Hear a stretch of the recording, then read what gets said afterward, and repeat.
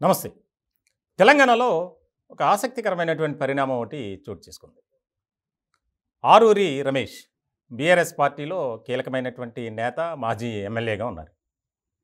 ఆయన కొంతకాలం నుంచి పార్టీ విధానం పట్ల, పార్టీలో కొంతమంది నాయకులు అనుసరిస్తున్నటువంటి వైఖరి పట్ల తీవ్రమైనటువంటి అసంతృప్తి, మనస్తాపంతో ఉన్నారు. ఇట్లాంటి సందర్భంలో గతంలో బీఆర్ఎస్ నిర్వహించే కార్యక్రమాలకు కూడా ఆయన డుమ్మా కొట్టారు. ఇలాంటి సందర్భంలో చాలా కీలకమైనటువంటి పరిణామం అనే చెప్పాలి.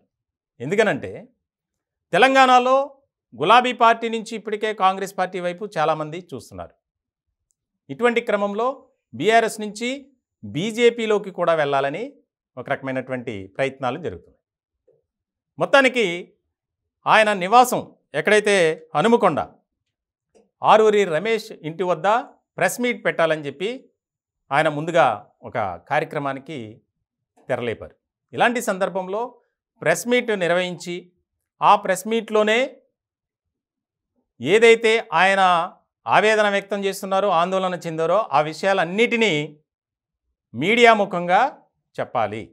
చెప్పిన తదుపరి నేను గులాబీ పార్టీకి గుడ్ బై చెప్తున్నా, కమలం పార్టీకి జై కొడుతున్నా అని చెప్పడానికి ఆ ప్రెస్ మీట్, అంటే బీఆర్ఎస్ నుంచి బీజేపీలోకి చేరడానికి. ఈలోపు అంతా రెడీ చేసుకున్నారు. మరికొద్దిసేపట్లోనే ఆయన మాట్లాడటానికి రాబోతున్నారు. మీడియా అంతా రెడీగా ఉంది. ఇట్లాంటి సందర్భంలో ఒక్కసారిగా బీఆర్ఎస్ నేతలు అక్కడ వాలిపోయారు.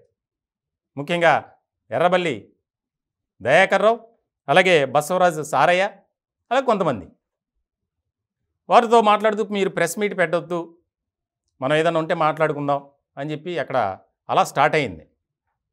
అది కాస్త మాటల దాడికి కారణమైంది.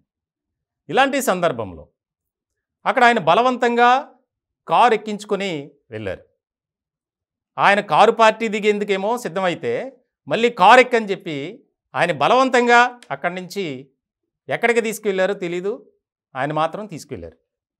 ఇప్పుడు తాజా పరిణామాలు ఏంటంటే ముఖ్యంగా హరీష్ రావు రమ్మన్నారు, కేటీఆర్ కూడా మీతో మాట్లాడతారట, మీరు పార్టీని వీడే ఆలోచన పెట్టుకోవద్దు, ఇది వారు చెప్పినటువంటి సందేశం. ఇలాంటి సందర్భంలో అక్కడి నుంచి తీసుకువెళ్ళిన తర్వాత అందరికీ అయోమయ పరిస్థితి.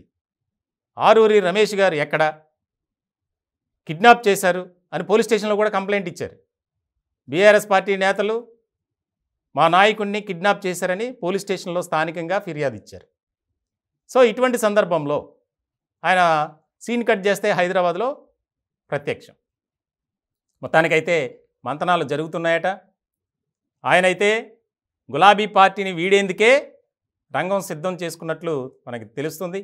మొత్తానికి అక్కడ ఉన్నటువంటి నాటకీయ పరిణామాలు, సినీఫక్కిలో జరిగినటువంటి తంతంతా ఒక రకమైనటువంటి చర్చకు దారితీసింది. ఆయన వరంగల్ నుంచి పార్లమెంటు స్థానానికి పోటీ చేయాలనే ఆలోచనలో ఉన్నారు. అదే అభిప్రాయాన్ని గులాబీ బాస్కు కూడా చెప్పారట. కానీ ఆయన సీటు ఇచ్చేందుకు నిరాకరించడంతోనే పార్టీ మారేందుకు సిద్ధమయ్యారని, ఇట్లాంటి క్రమంలో మళ్ళీ మాట్లాడదాం, మీకే అవకాశం ఇస్తామని చెప్పి వారు అక్కడి నుంచి తీసుకువెళ్ళినట్లు కూడా ప్రచారం జరుగుతుంది.